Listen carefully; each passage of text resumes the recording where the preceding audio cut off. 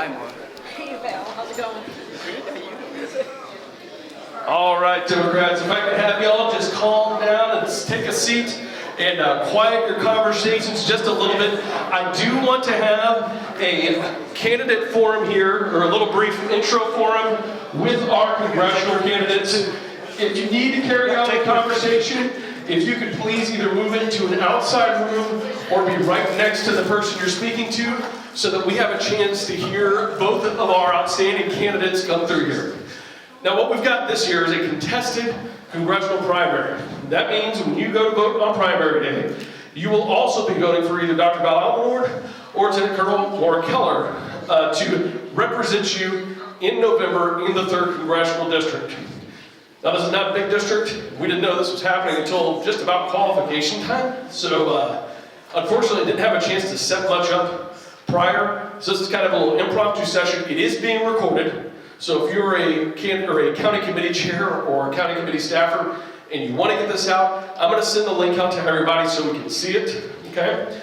This is going to be an informal format. I would ask both of our candidates to try to keep your answers to around 2 minutes. I will gently nudge you, and this is not, you're not getting John Cena played off this time. As fun as that was, we're just going to try to keep going, and hopefully it's a little bit more of a, not a conversation, but a chance for everybody to kind of learn a little bit about the candidates. At the end, if we have time before Peyton kicks us out, we'll have a chance to do some questions from the crowd. But like I said, we do have a hard stop time at 3 p.m. So I've got a handful of questions to get everybody going with and to kind of lead the conversation. So first one, I don't know, Val, you can go first, you're alphabetically first. Excuse me, we've had a lot of growth in the 3rd Congressional District. And so, and these are going to be the same questions to both of y'all. So not a lot of necessarily the opportunity for people to meet everybody. We've had a lot of new people who move in, a lot of new voters, and a lot of people who are just getting involved in the party for the first time. So I want each of y'all to take about 2 minutes and introduce yourselves, give us your bio, we'll get to the issues coming up. But take 2 minutes and just give us a bio so the voters know who you are as a person before they know who you are as a candidate. Val? Hello, my fellow Democrats. I am Dr. Balamuna. I immigrated to the United States 55 years ago. I went to high school while working in the factory line.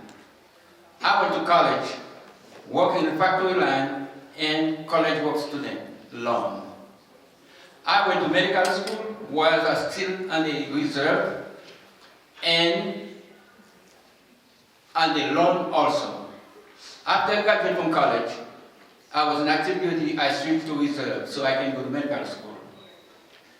After I graduated from medical school, I practiced in a medically underserved area. That's an area where the closest clinic was about 30 miles away for 4 years. And after that, I joined the military healthcare system in the Air Force for 5 years, then switched to the Army, and I retired from Fort Benning after 35 years of service in and out of uniform. I'm a father, a grandfather of 4, a grandfather of 5.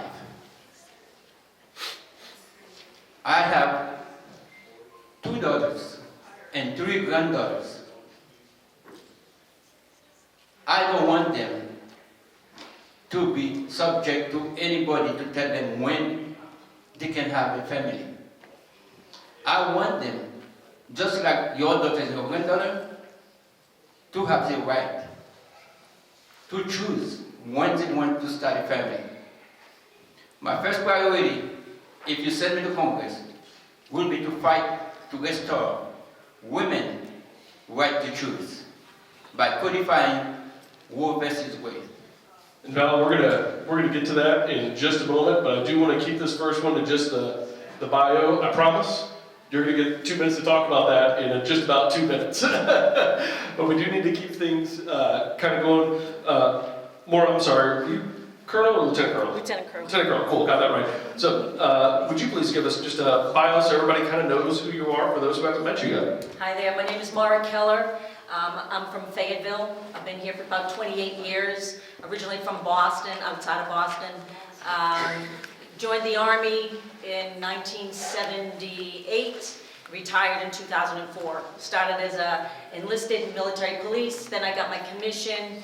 I was branched AG, so I was a personnel officer, but I was basically in strategic analysis through most of my career. And at the end of my career, I was more of a forward thinker for the military.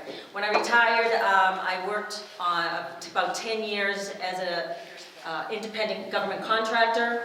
I worked for the Office of the Chief Army Reserve, and I did projects for the Undersecretary of Defense for Personnel and Readiness. Did that, like I say, about 10 years. Then I went back to school. I got a second degree in radiological science and nuclear medicine, and for 7 years I was a nuclear medicine technologist. The last 3.5 years I worked at the VA, and that was one of the catalysts for me to run for Congress because of what happens at the VA. I'm a mother of 4. 2 of my 4 are LGBTQ, and I've got 2 grandchildren. Okay. Thank you. Other stuff going on. So like I said, I did want to get to the bio. We are going to go into issues. So again, try to keep it to about 2 minutes, but Mara will just ping pong back and forth. We'll start with you this time. Give us your most important issue, and if you have time after, when we're not quite at 2 minutes yet, your second most important issue, what you want to emphasize when we elect you to Congress, what you're going to do.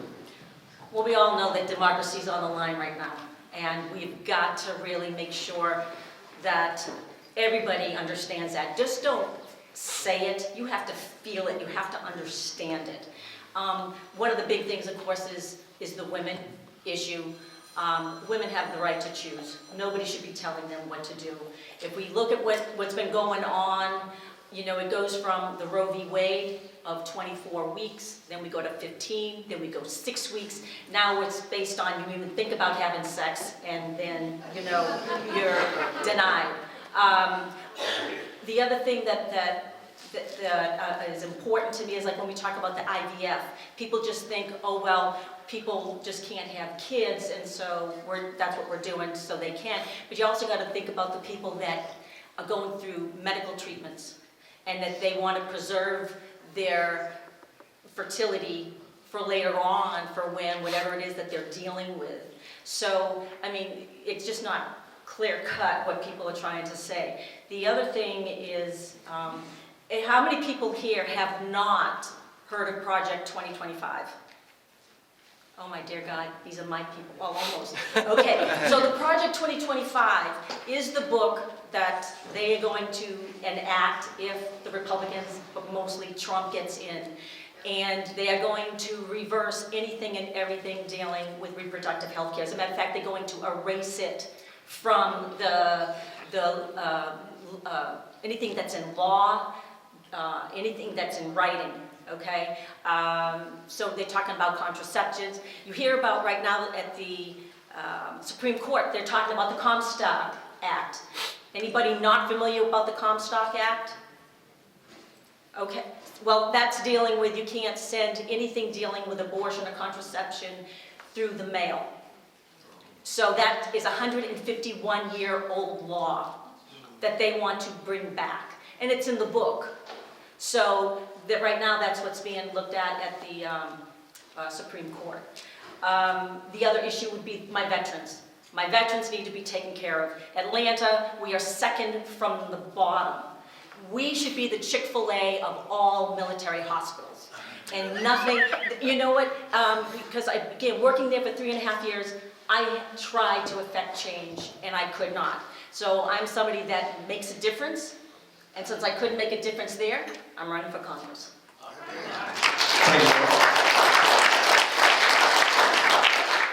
We do have 3 veterans standing in front of you right now, so that is a key issue in this congressional campaign. It has been for the last 8 years. Val, same thing. When we elect you to Congress, what are the big issues that you're going for? What changes do you expect to make? Got about 3 minutes. We had a little overrun there, so. My first priority, if you send me to Congress, will be to restore women right. Right now, women have less right than they have 2 years ago. I think that's wrong. Women are not second-class citizens. They should have the right to decide when they want to start a family.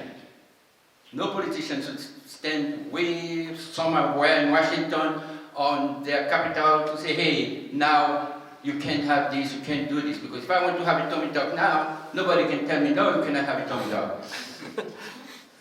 Why should you tell a woman that you cannot have an abortion? Is the woman not smart enough? No, they should have the right to make their own decision. I will, as a physician and a healthcare manager, I know how our healthcare system works, and I know how I can make it work better. I will fight hard to extend Medicaid, protect Medicare, and Social Security. I will fight hard to lower the prescription drugs, grocery prices, and gas prices. I will, as a matter of fact, I have a plan how to solve the immigration problem at the border. And it does not involve build a physical wall. Immigration is a foreign service, a foreign policy. It is up to the legislative, Washington, and the president to find a solution. And the solution is to give authorization and money to the president to deal with the foreign country, between Mexico and Guatemala. The distance between Guatemala border and Mexico and United States is about 900 miles. All those people crossing all Mexico to get to the United States, they could be stopped. They don't have to get there. And those who cross the borders should immediately go in front of a judge, an immigration judge. And if the immigration judge finds them qualified for asylum, give them asylum. If not, send them back home. But to do that, you have to have enough judges, enough lawyers, enough investigators to do that. So the problem could be solved. And our veterans, I am lucky as a veteran, I don't live on the bridge. But I met a lot of veterans working on the bridge. There's another organization that I associate with that helps repair houses for veterans.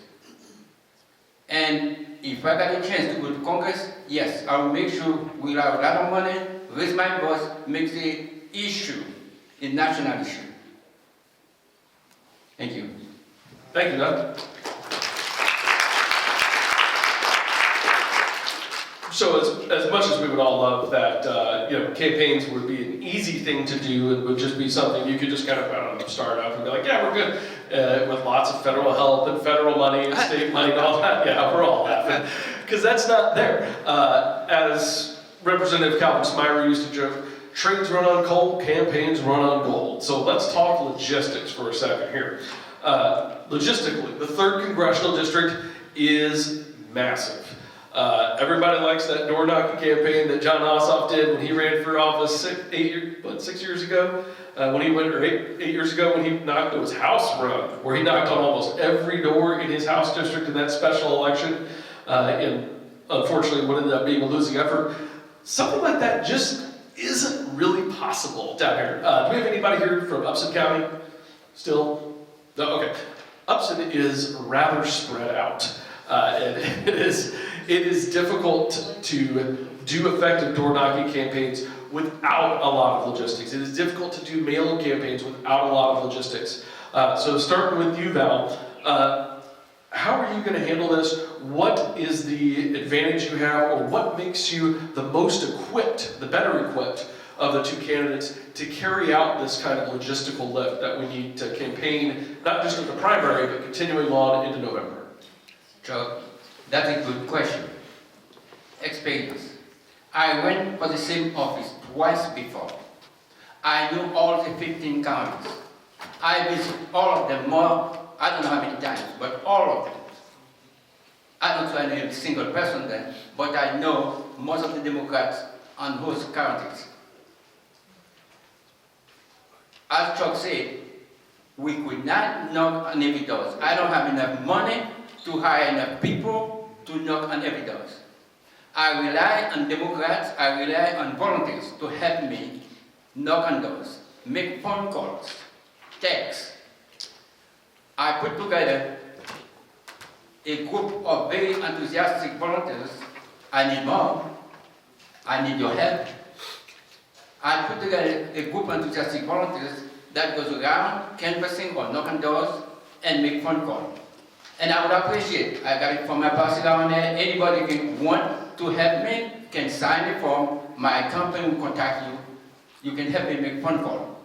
It doesn't have to be 10 hours a day or 2 hours, it could be 1 hour, half hour, anytime. If you got free time, you can make phone call for me. And also, you can help me financially. Yes, I need money, everything costs money and the company to it. Local AmadaForCongress.com, and you can help me. No amount is too small. Don't help me. Thank you. The more, same thing, from a logistics perspective, what makes you the better candidate? Okay, well, I just got back from Harris, and so I try to find the events that are going on in each of the communities. I also leverage social media, so you can find us pretty much on any and every social media that you can think of.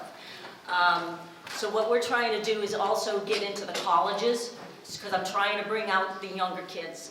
They need to know that they have a voice. I spent some time at the Capitol so I can understand some of the issues. But the thing is, being able to get into the counties, like just coming from Harris, is listening to the people just were telling me some stories, like one had to pay $90,000 for health care that they did not know until afterwards that they were out of network. And it's like, what happened? Because we had to pay it. These are stories that I am tracking, so I know more about what's going on with the health care. Another issue, of course, we all have been hearing it, has been the groceries. She goes, I can't afford the groceries. So, so those are the issues that I'm getting. I also do a lot of questioning on Facebook in areas of groups. So my LGBTQ community, what are your top 3 issues that I need to know about? Into my young Democrats or some social clubs within the colleges, what are the top 3 issues I need to know about? For my senior citizens, what are the top 3 issues? Because not everybody's going to be the same, but I need to know what they are. That's what my job is. My job is to be your voice, my job is to represent you, but I can't unless I know what the issues are. So we have been doing our best to grab all that type of information and then finding the smart people that are going to be able to help me. That's it.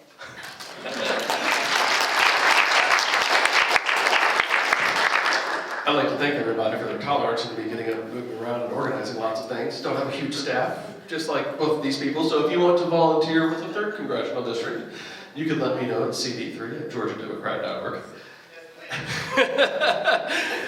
Having said that, so, okay, we start, yeah. You know, Maureen, I'm not very bright.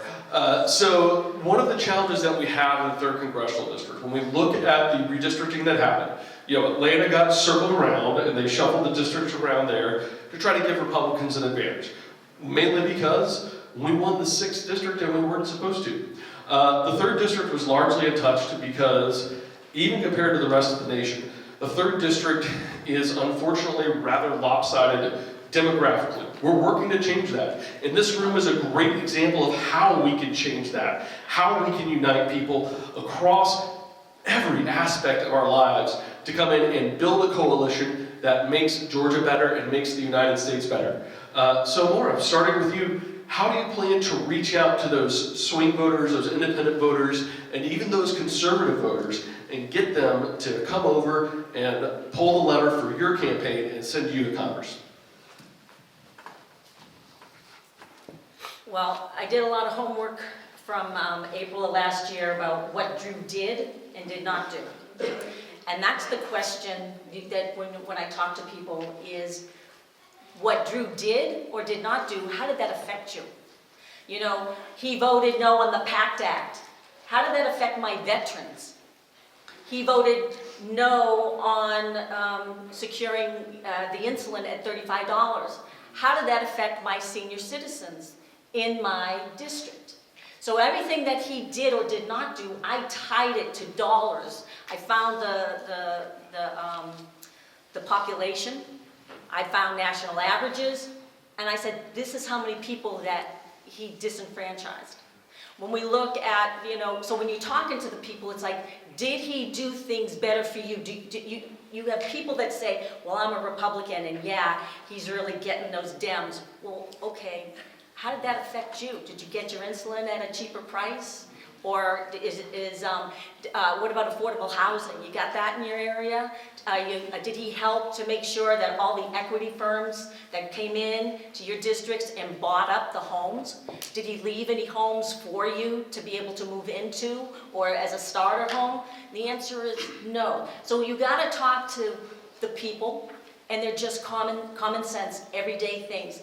And then that's hopefully that they can understand that, yeah, my life wasn't better under the Republicans. And let them know that, hey, I'm listening. And then you tell me what the issues are so we can kind of work them. And then that's the whole bottom line, is talking to them, finding out where they are at, letting them know they really aren't better from the times that Drew has lived here, or the Republican Party in general. Val, same question. How are you going to win over the swings, the independents, the Republicans to vote for you? Well, I will not only reach out to the Democrats, but to the leaning Democrats, even to the leaning independent, and the non-voters, the group that don't vote.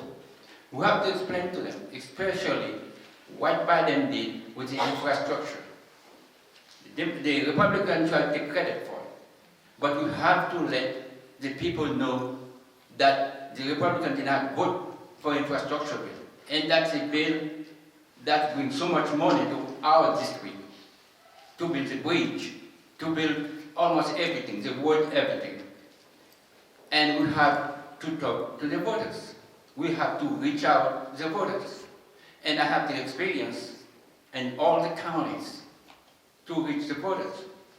I have a pretty large group of volunteers that to knock on the doors, to make phone call to the voters. All right. And if you'll indulge me for just a second, due to various copyright laws, my camera can only go 30 minutes, so I need to pause it and then restart it so we can keep going.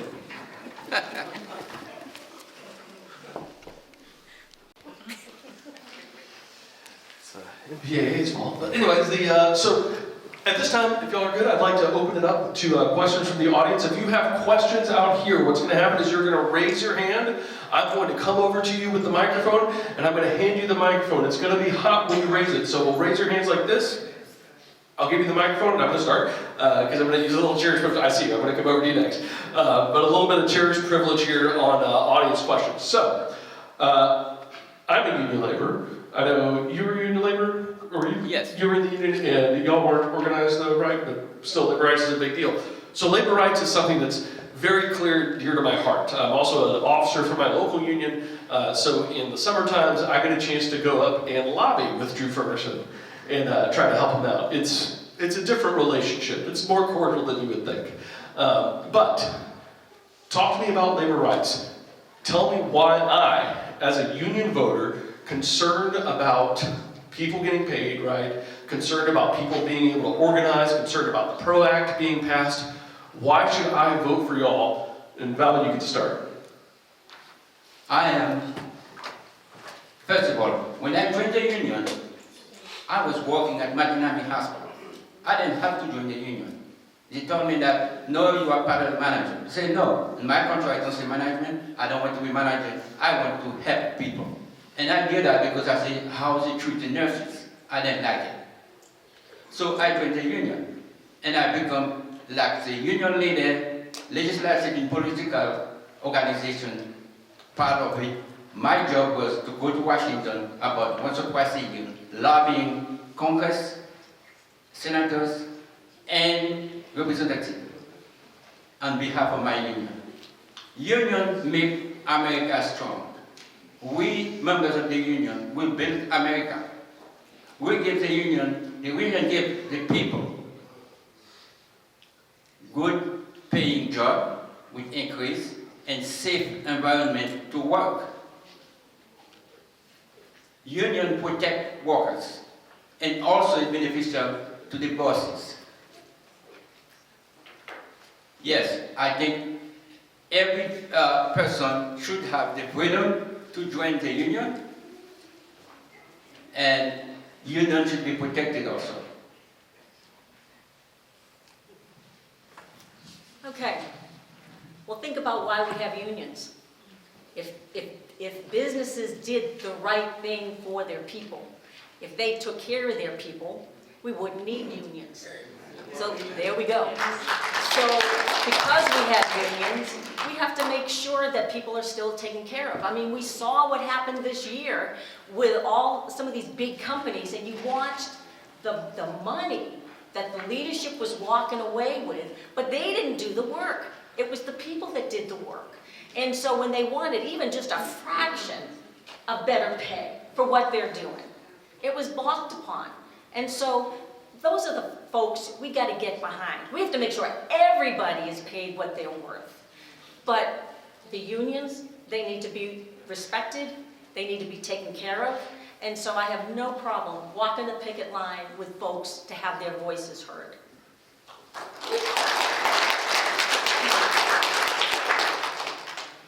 All right, as mentioned, we're roaming around the crowd here. All I ask is that you state your name, state where you're from, either city or county or something, and ask your question. And don't be afraid to ask follow-up questions. Don't be afraid to ask pointed questions.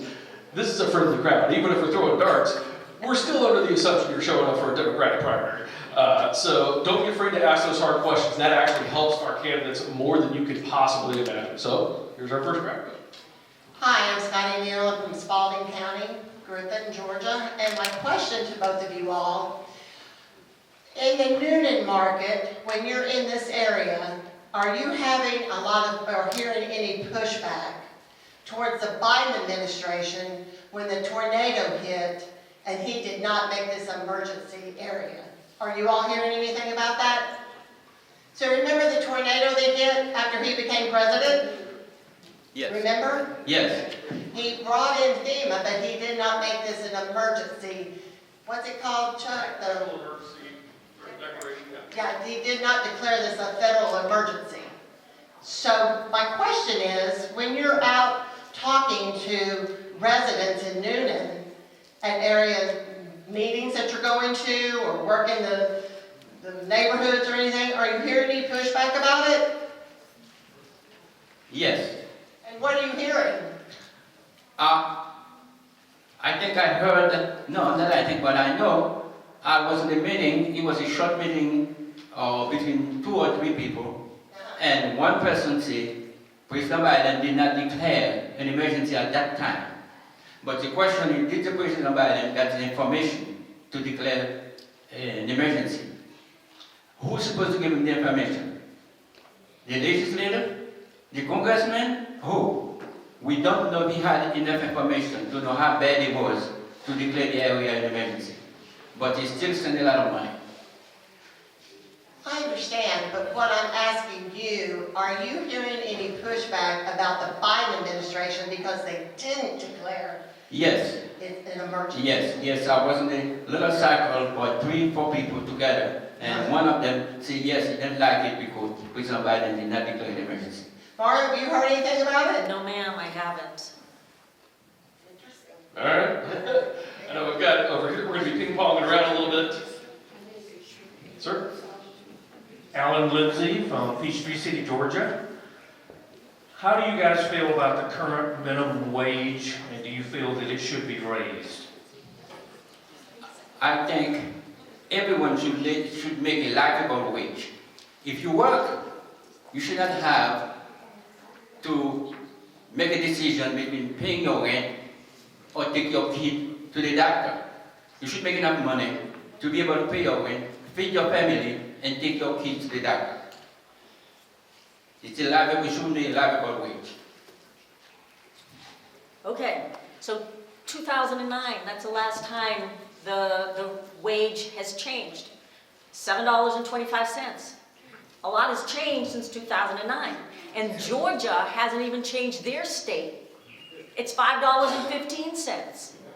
Okay, so I've already pulled all the studies nationally as well as through Georgia, Mercer, and a couple of other economic studies. They say anywhere, well, last year they showed $7.60-something should be the livable wage in Georgia. Then this year, it's been changed to about 20-something. So the thing is, there's a big gap between $7.25.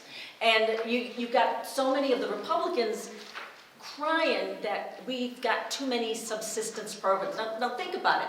3rd District, we've got almost 100,000 people that are living at or below the poverty level. Just think if we could pay them more, could we get them out of the poverty level? We've got the Republicans crying that we shouldn't be given to SNAP benefits, and we shouldn't be given this benefit, and we shouldn't give that benefit. Well, guess what? You wouldn't have to give them the tax dollar benefits if we raised the wage. So yeah, the wage has to be looked at. Nick and I have been coming up with we came up with a thing called, because initially it was the $7.60-something. We're saying $17.76 and call it the Patriot Pay. So there we go.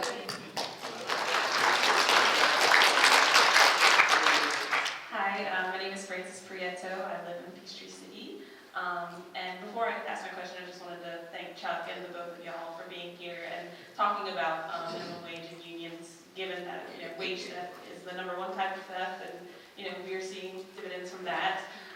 But my question was, given our generation, Gen Z, was such a threat during this last election, with them talking about it, increasing that voting age. I just wanted to see what y'all were doing for the younger generation in forms of education and encouraging them to get out. Oh, well, okay. Yeah, you know what? Your voice is so important. Like we talk about education. The kids today, when they look at people that are older than them, some of them don't want to go to college. They're like, it's too expensive, or I've seen my friends with an education, but they're not getting good paying jobs. They're getting minimum wage paying jobs. It's almost to the point that a high school diploma is almost like a GED, and a 4-year degree is almost like a high school diploma, and if you're gonna make some money, you need a master's. We need, in some cases, when I talk to people, they're looking for more trade-type jobs. They're looking for where we got to look into the communities where they can get better paying jobs through trade schools. And so listening to what the younger folks, my young adults, they're the ones that are telling me this is what they want. Like my kid, he's 20, my youngest is 25. He's like, he went to college, did 2 years at the Georgia Military College, and he's like, but college isn't for me. I don't know necessarily what I want to do, but college isn't it. So we got to find out what it is that they want or need, because what I need as a almost 65-year-old is not the same what my 20-year-olds. And so that's why I have to listen. So talk to me.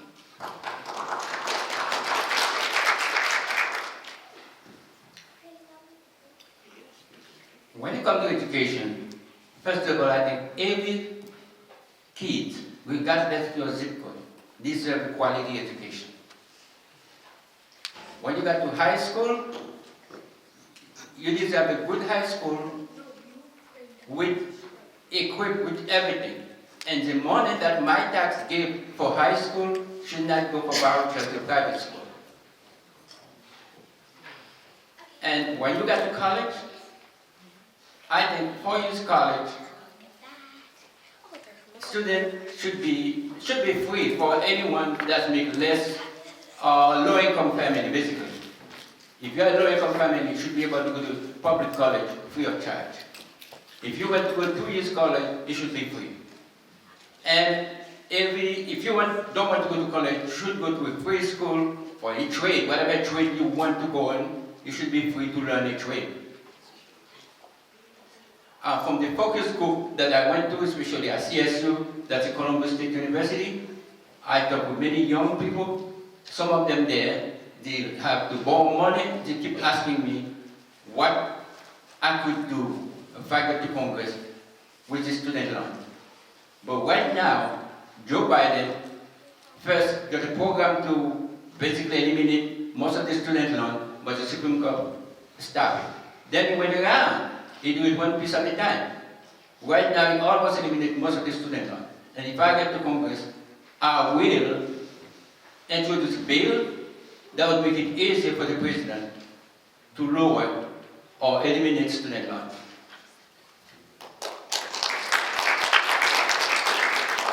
All right, unfortunately, we have time for one last question. We've already picked out our speaker. And then we'll have our announcement of the results. I would ask if you are looking around your table and going, hey, look, that's my cup. Oh, wow, that's my napkin.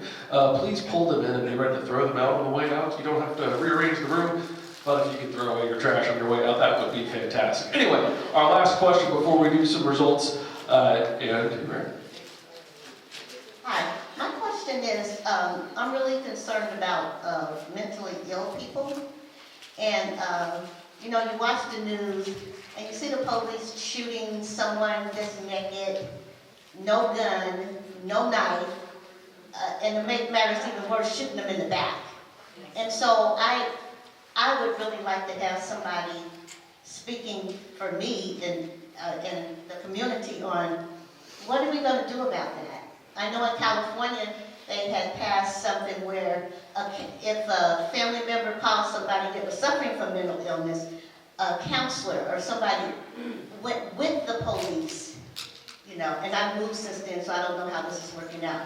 But I just think, to me, that's murder, you know. So what do you think about that?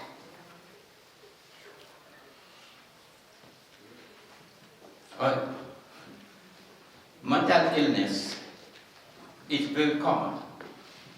And when someone, especially a domestic call about a problem like that, the police officer to go there should go to the mental health worker. Somebody understand the problem. Not every call deserves the police to go there and attack that person. And yes, I think we should protect the people with mental illness. Joe Biden now come with a 988, that's the number? 988 call, which is a free line. If you have a mental problem, you know somebody with a mental problem, who can call. I think called the suicide line, right? It's a line. Yeah, you can call. But yes, I think every call, when especially domestic call, someone calls that problem at home, you should send a mental health worker with the police officer to evaluate that person and must take the person to the hospital instead of the jail. Okay, so what has to be looked at is we need more mental health workers, because if you look in the 117th Congress, Drew voted no on all mental health bills. One of the bills was to have more places that offered training so we could get more mental health, and the answer was no, they weren't going to increase it.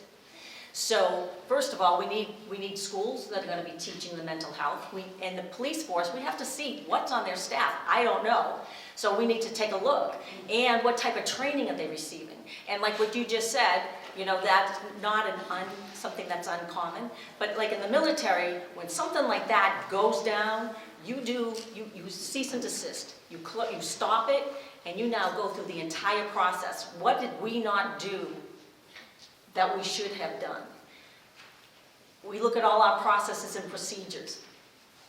And you would think that if one police force learned that, and you see it, it's not just in the local newspaper, it's in the national news, but you're seeing it in other places. So the thing is, it's just not being looked at as a whole, it's being looked at individual places. And so that's something that needs to be looked at. How is the 3rd district? I couldn't answer that. But I do know that we don't have enough mental health people. All right, please give a big hand for both of our congressional candidates.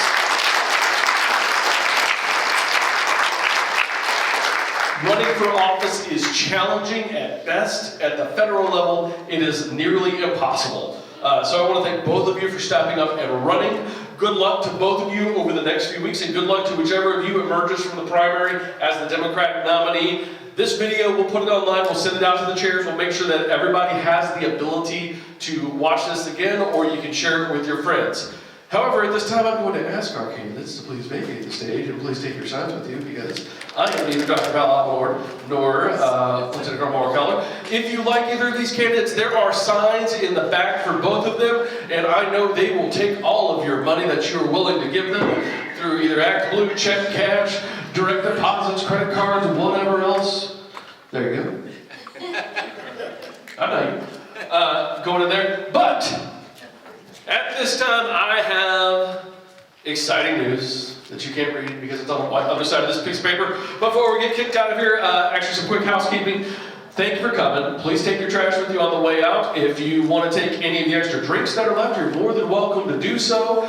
Take what you want. If you have feedback on things that could go better, or things that were awesome, if you have feedback on things that were awesome, you can send it to my boss, Sarah Todd. If you have feedback on things that need to go better or anything, or you just want to volunteer, know how you can help, cd3@georgiademocrat.org will go to me, or it will go to whoever replaces me in the future. So we've set that up, and like I said, we should have some good stuff for you coming up next. But I would like our 4 delegates to come up here on stage so we can get a photo and so y'all can congratulate them.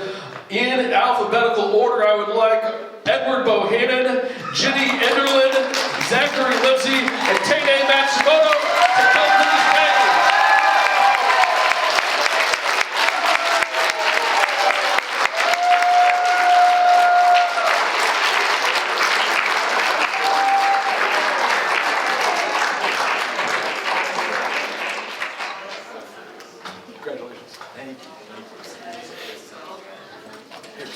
Stand in front of the chairs. Don't go behind the chairs, lest you fall off the stage again.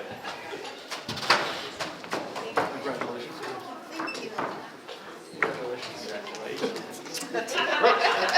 I don't get a kiss. All right, let's give a big round of applause to our delegates from the 3rd Congressional District. And again, these are your representatives, but you made this possible. You showing up in this humongous amount of force, eating out all the food that we had, making us go get more. That's what we want. That is fantastic. This is the energy that will carry us through, not just today, not just in May for the primary, but all the way through in November when we re-elect Joseph Robinette Biden as President of the United States.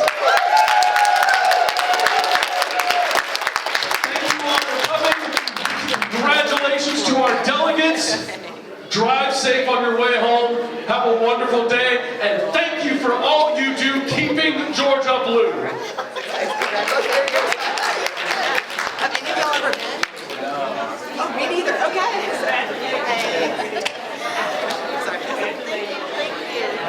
Thank you. Thanks so much. Thanks. And thank you. Yeah, I'm going to go.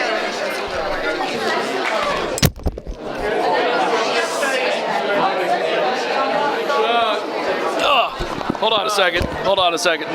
People are... Oh, sorry. No, she didn't bring it, I don't think, so.